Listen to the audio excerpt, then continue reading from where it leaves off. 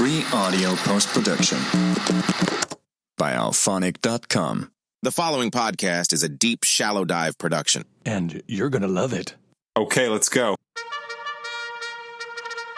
What's up, everybody? Happy Thursday. Hope you had a good day. Sorry I didn't record yesterday. I seriously meant to, but man, a couple things came up. My bad. Hey, by the way, I don't know if we've got any Mötley Crüe fans in the audience, but if you are a Mötley Crüe fan, and I kind of am, I don't know if I'm so much of a Mötley Crüe fan as I just like a bunch of their songs. They've got some great tracks. Like Same Old Situation. It's the same old situation. That's my theme song for the Epstein files. Because whether it's the Biden administration or the Trump administration, it's the same old situation, meaning we get nothing and we don't get the truth. There you go. Okay, I'll stop talking about the Epstein files. Oh, actually, I'm not going to stop talking about the Epstein files because I've got a clip I'm going to play for you. What else? Home Sweet Home. That's a great song. You know, I'm a dreamer, but my heart's of gold. I had to run away high because I couldn't go home low or couldn't come hung low. What is that lyric? Let me look that up. Yeah, that's it. You know, I'm a dreamer, but my heart's of gold. I had to run away high so I wouldn't come home low. Just when things went right, it doesn't mean they're always wrong. Just take this song and you'll never feel left all alone. Take me to your heart. That's a great track, man. That was actually like my theme song, either like my sophomore or junior year in college. When I wanted to go home, Home Sweet Home. I remember that. Actually, my brother should remember that. What else? What is the other? Oh, my other favorite Mötley Crüe song is Please Don't Go Away Mad, where he's like, girl, don't go away mad. And then my favorite part is, no, this is not my favorite part, but he's like, girl, don't go away mad. Just go away. That's pretty funny. Come on. Seriously, that's another good song. What are the lyrics? I gotta pull that up. He's like, seasons must change, separate paths, separate ways. If we blame it on anything, let's blame it on the rain. God, that's a great track, man. I knew it all along. I'd have to write this song. Too young to fall in love. Guess we knew it all along. That's all right. That's okay. We're walking through some youth, smiling through some pain. That's a great line. We're walking through some youth, smiling through some pain. Man, I wish we could walk through some youth again. We walked through our youth. That's funny. Anyway, what the hell? Why did I start talking about The Dirt on Netflix. It's about Mötley Crüe. It's really good. It's very entertaining. I guess it's a movie. Yeah, it's a movie, documentary type movie. They're not in it until the end, but it's really good. But I will say it's a little bit R-rated, so I don't know if I'd watch it with your kids, depending on what relationship you have with your kids. But it's pretty damn good, and I will tell you what it does more than anything is I think we've all used the expression, I've partied like a rock star, and no, you have not. You absolutely have not. And I definitely have not. When you watch these guys, I mean, they took it to another level. Holy mackerel. Those dudes seriously partied like rock stars. I mean, I think that's the gold standard, and what the rest of us normal partiers have done, it definitely does not qualify to their standard. So anyway, The Dirt, Mötley Crüe, Netflix, pretty damn good. All right, let me talk about a few things I forgot to talk about on Tuesday's episode. You know, last week, I'm sure you probably saw, but President Trump went to the Middle East and he visited Saudi Arabia. Looks like he visited Qatar. I think he visited the United Arab Emirates. And I'll tell you, man, it was impressive. It was a flex. And it was a flex for really both sides. And what I mean by both sides is, you know, it definitely was a flex for President Trump. You know, for all of you that hate him, it was impressive. It was ridiculously impressive. These countries, I mean, rolled out the gold carpet. I think they have gold carpet versus red carpet.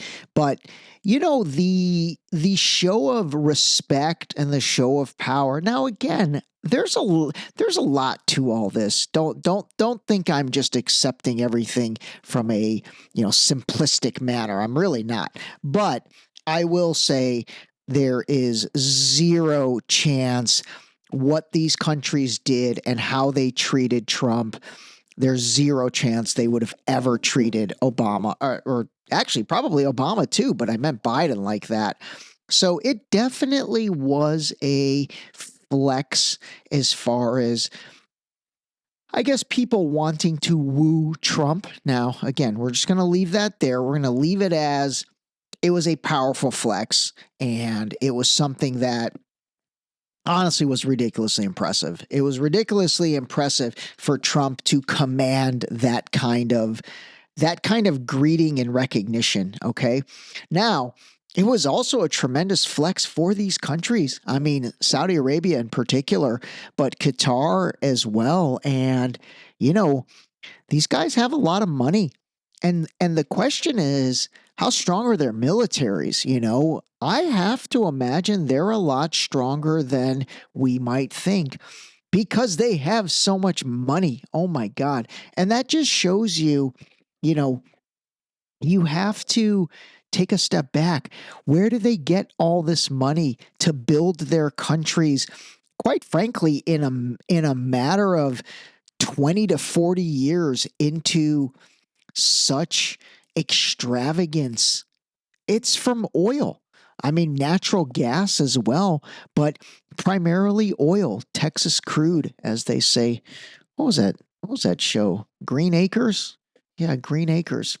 Bubbling crude. It's oil, man. That oil money is insane.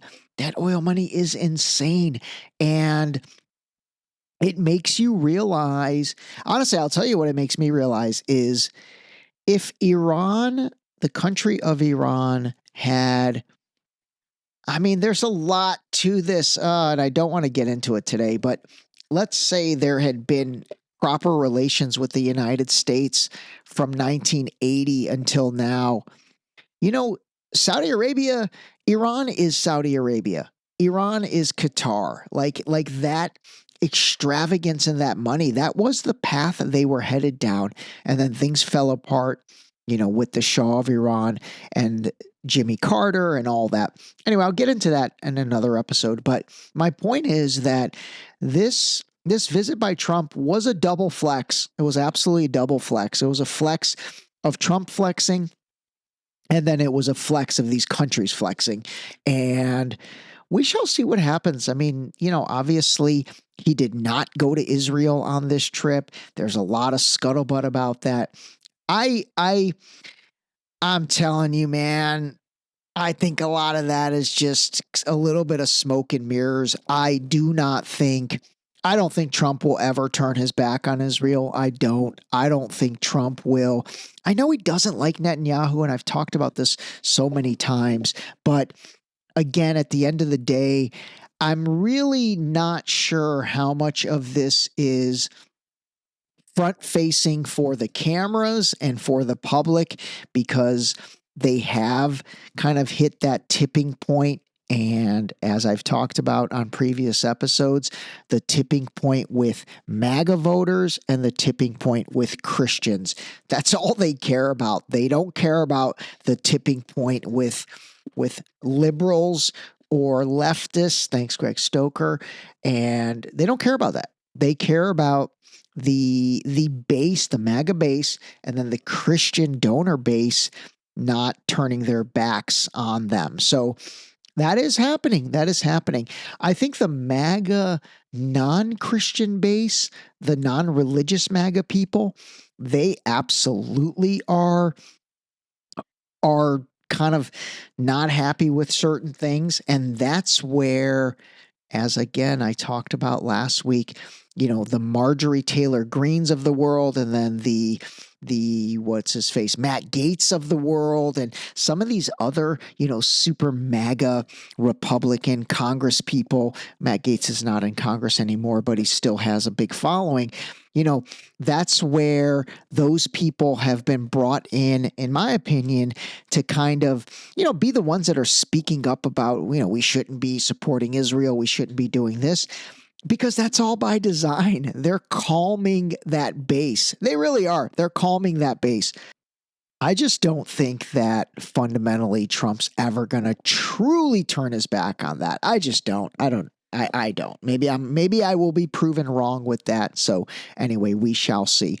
But that was that in terms of the Trump visit and all that. And again, like I said, I had a friend, I've got a group text with these two friends, and they're like, okay, what do you think about that now? Because they have not been happy at how hard I've been on Trump. And I said, hey, that was impressive, man. That was absolutely impressive. Like, I think that the amount of respect he commanded and all of that was impressive. And then I shared the fact that like those countries got to flex. So I think they were not looking at it from that angle, but anyway, okay, there's that.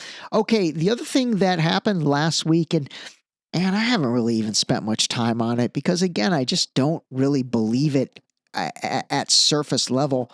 And that is President Biden announced that he all of a sudden had like an aggressive form of pancreatic? No, not pancreatic. Hold on. Prostate cancer, my bad. So he announced it was a suddenly aggressive prostate cancer. I have a very hard time believing someone of President Biden's stature and position could have any type of cancer, quote unquote, sneak up on him. You know what I mean? I just don't think that's possible. Now, that's that. I will wait and see what happens on that to talk about that more. But the thing that I thought was incredibly interesting is on CNN, Katie Couric, remember her? Remember Katie Couric? She interviewed Jake Tapper. I like to call him Fake Tapper, but she interviewed Fake Tapper, and Fake Tapper and Katie Couric are longtime huge Biden supporters. And this interview took place after Biden announced that he has prostate cancer. And so with, what you would think would be a very trying time for the Biden family, CNN of all places, which is a huge supporter of the Biden family, Katie Couric and Fake Tapper, who are huge supporters of Biden all these years. And by the way, neither one of them ever called out the cognitive decline that the dude at the gas station could see.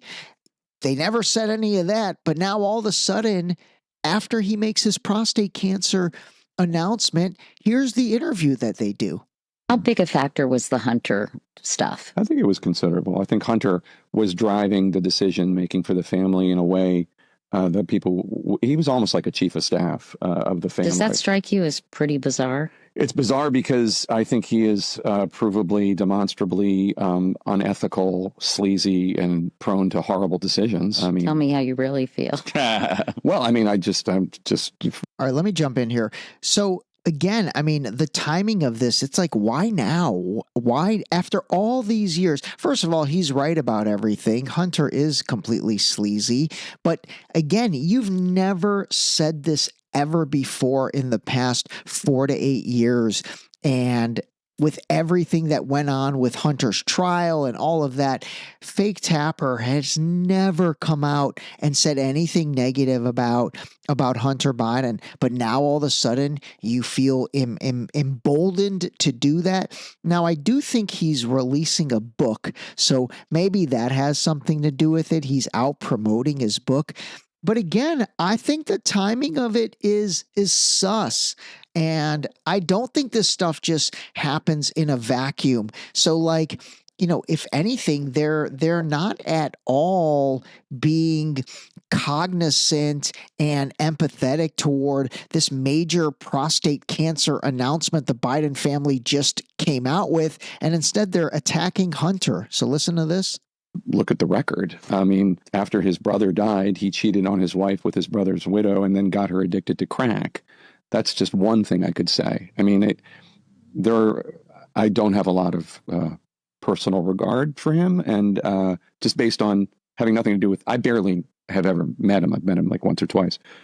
I mean, again, that's pretty brutal. First of all that's true too. He did end up like getting his dead brother's wife hooked on crack, whom he cheated on. He cheated on his wife with. That is horrible, by the way. Oh my God, that is horrible.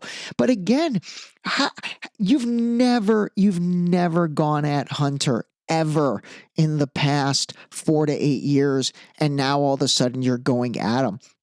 Again, it doesn't make sense. It would make sense if a Fox News guy was saying this, but for CNN's, fake tapper to be saying this, it's pretty interesting. All right, let's listen to the rest of this and then we'll move on.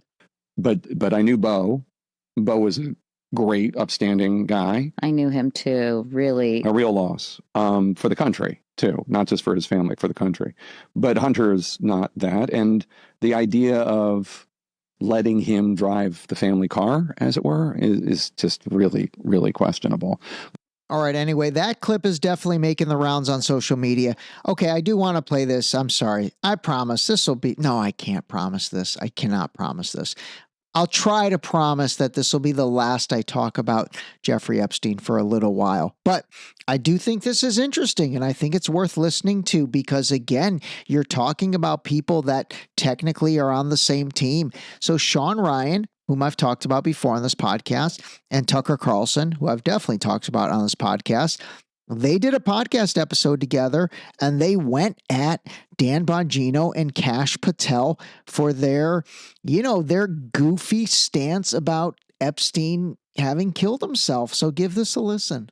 No matter who gets elected, the Epstein videos remain secret. Wait, what are you talking about? I thought we could all sleep well at night now knowing that Epstein legitimately killed himself, right?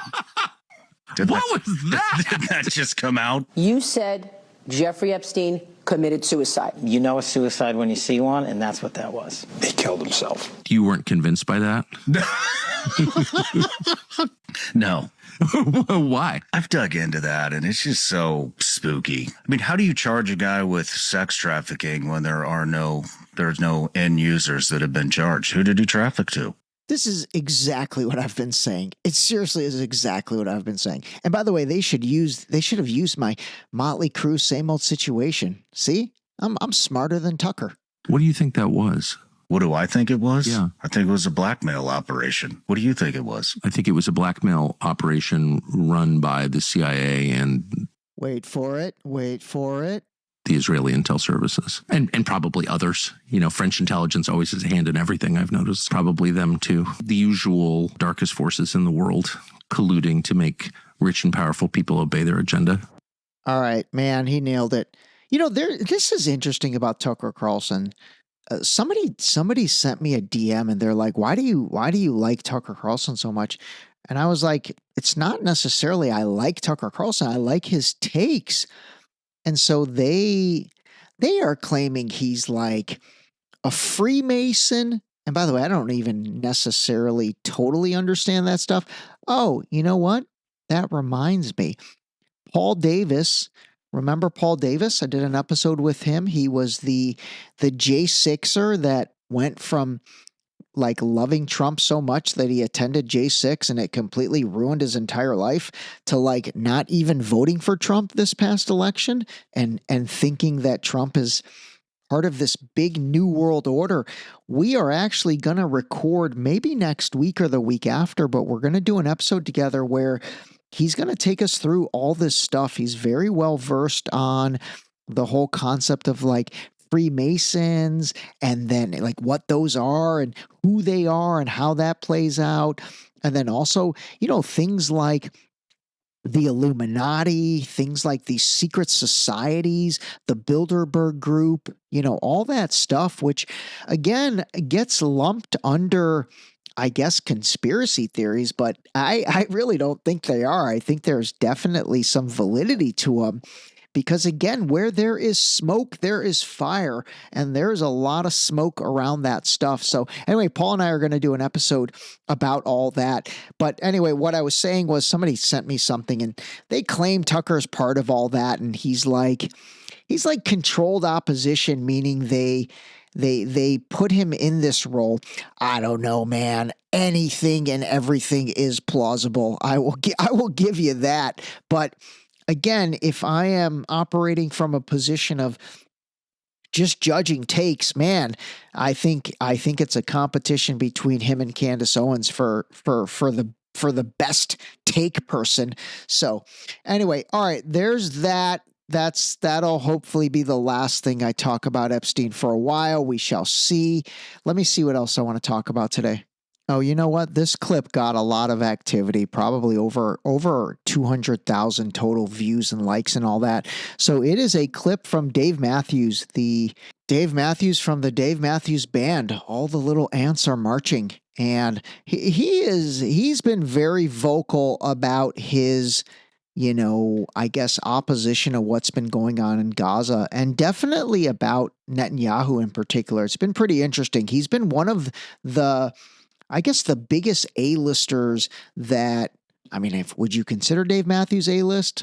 I think he definitely used to be A-list. I know the guy still tours. Man, they make so much money when they go out on tour. I haven't seen or really kept up with any new Dave Matthews music. Is there any new Dave Matthews music, or do they just play all that back catalog stuff? Man, they have a lot of good tracks as well. Holy mackerel. I'll have to go back and listen to some DMB. But anyway, give a listen to this. Pretty powerful.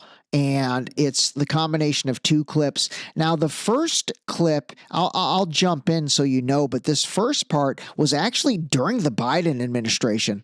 So this is 2024, and it's basically him just walking, holding the phone. It looks like he's out for like a morning walk somewhere cold.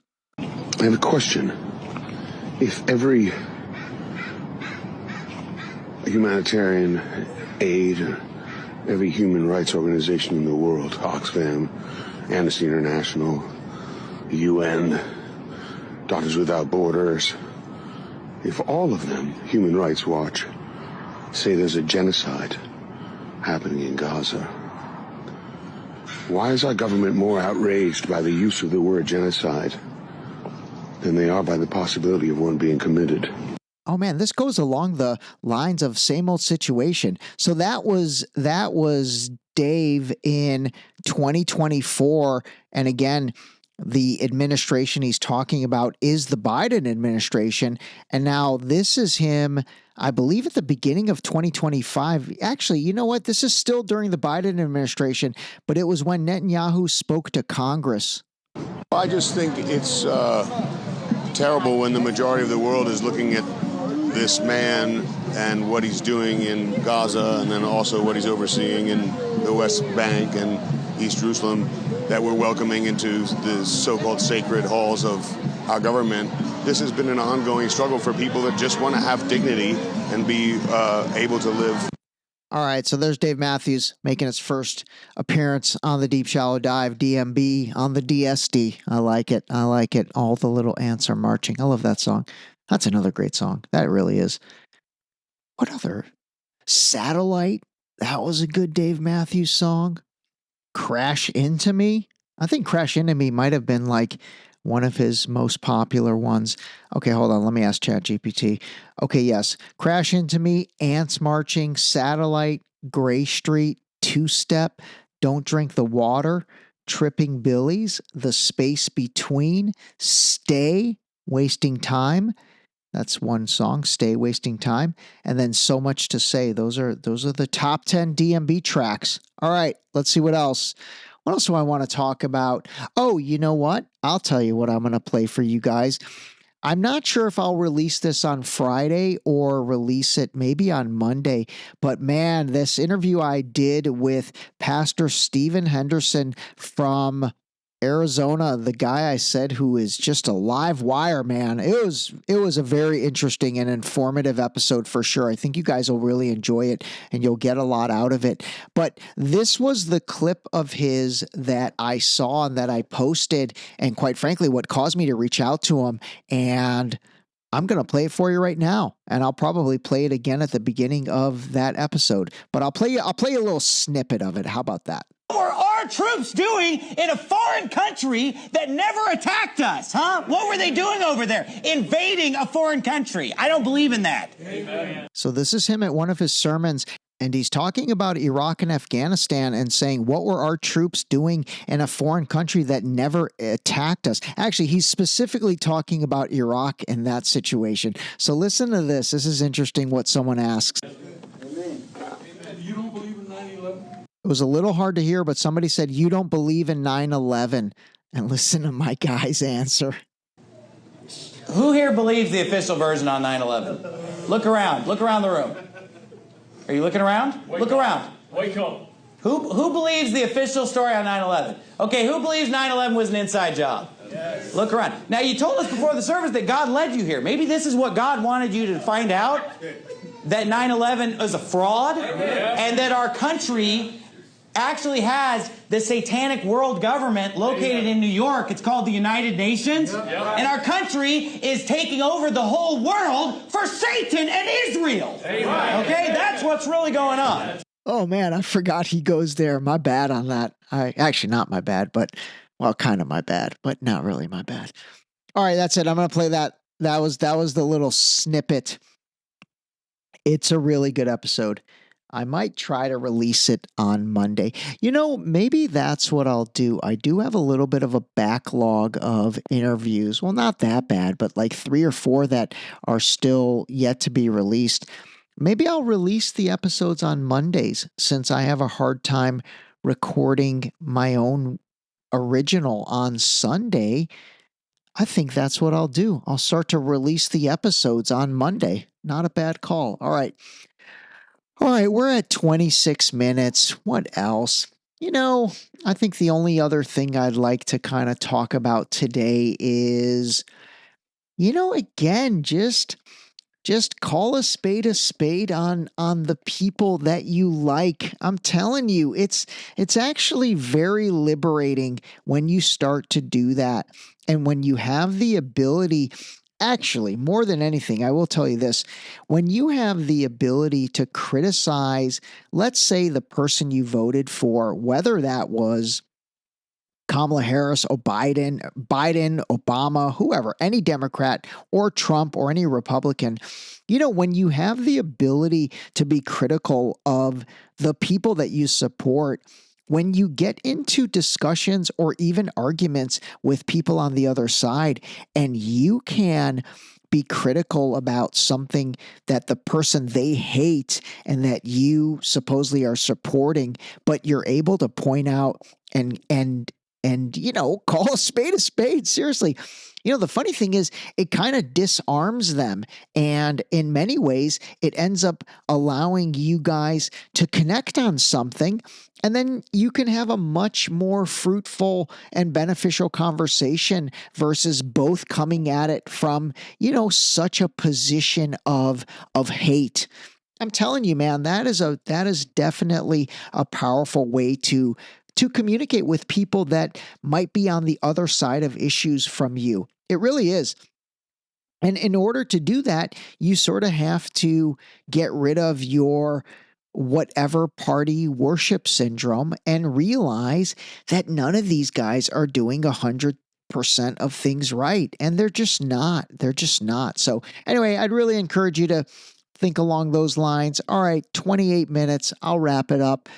I will be back on Friday, and then, like I said, I'll release an interview on Monday, and that is it. All right, call a spade, call your parents.